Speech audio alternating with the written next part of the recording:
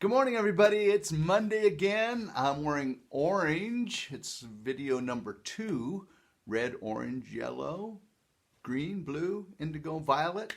And then maybe we'll go on with numbers or something. So anyway, glad you're able to join us in the middle of these sort of new times. Hope that I can share some light on some things that will make teaching easier when we get back to it.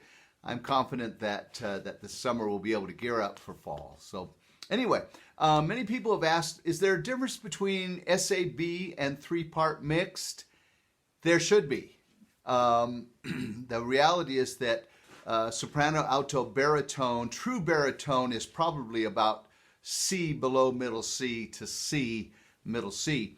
The 3-part mixed format was developed by Joyce Eilers. She was a teacher, middle school teacher in Washington, state of Washington.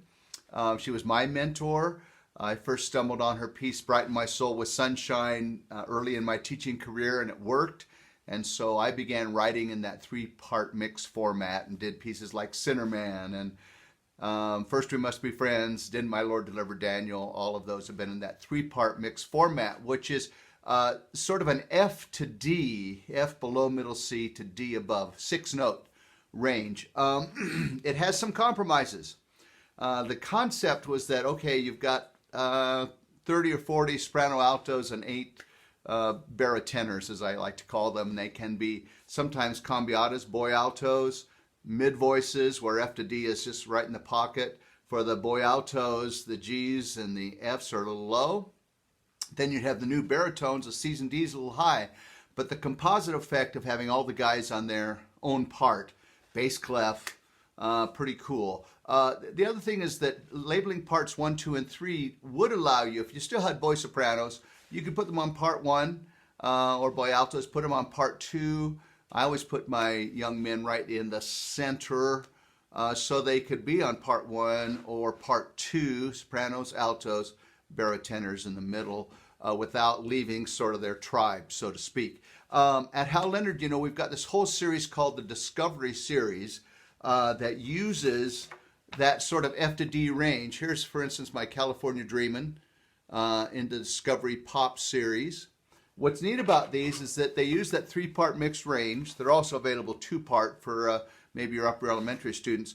But the accompaniment CDs have part-specific practice tracks.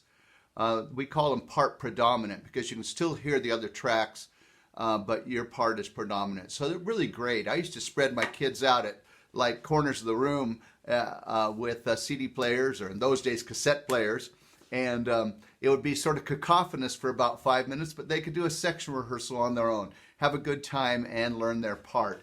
We also have in that series the Discovery Jazz. So this happens to be Sweet Home Chicago. Yeah. And then Discovery for Men. Ticket to Ride, Stand By Me, all very popular. Anyway, that's the difference between 3-part mix and SAB. You've got to realize that some retailers and even some publishers lump them all. They call them all SAB.